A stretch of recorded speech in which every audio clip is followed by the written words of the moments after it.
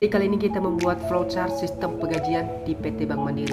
Kami dari kelompok 10. Perkenalkan, nama saya Polin Perubahan Talun Banua. Nama saya Irfan Arifin. Kita akan membuat video flowchart tentang sistem penggajian PT Bank Mandiri. Dan ini flowchart sistem penggajian di PT Bank Mandiri. Simak video yang berikut ini. Sejarah PT Bank Mandiri. Bank Mandiri adalah bank yang berkantor pusat di Jakarta dan merupakan salah satu bank terbesar di Indonesia dalam hal aset, pinjaman, dan simpanan. Bank ini berdiri pada tanggal 2 Oktober 1998 sebagai bagian dari program restrukturisasi perbankan yang dilaksanakan oleh pemerintah Indonesia. Pengertian flowchart. Flowchart adalah diagram alur yang menggambarkan langkah, urutan, dan keputusan untuk melakukan sebuah proses dalam suatu program. Langkah tersebut digambarkan dengan simbol-simbol tertentu dan saling dihubungkan menggunakan garis atau tanda panah.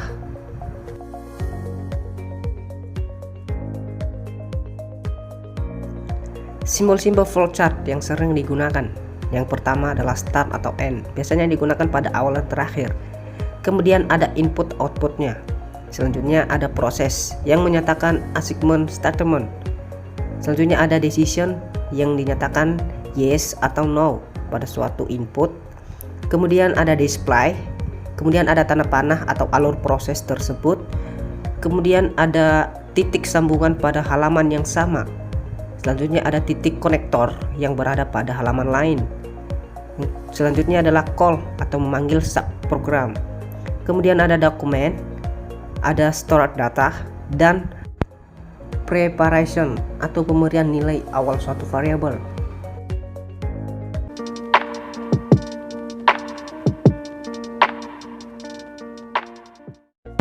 Bagian pertama, kepegawaian yang membuat rekap daftar hadir karyawan. Yang kedua, bagian SDM yang membuat daftar gaji untuk dihitung nominal pemotongan pajak dan penambahan lembur karyawan. Yang ketiga, bagian SPO yang mengevaluasi daftar hadir beserta slip dan rekap gaji untuk disetujui maupun ditolak. Dan yang terakhir adalah pimpinan atau atasan yang melakukan pengecekan kembali sebelum dibuat laporan penggajian serta membayar gaji.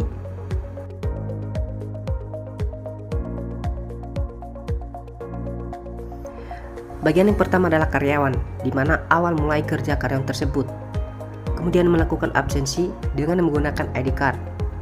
Kolom kedua, pencatatan hadir, di mana membutuhkan ID card yang memproses menggunakan mesin edisi dan menghasilkan DHK atau daftar hadir karyawan.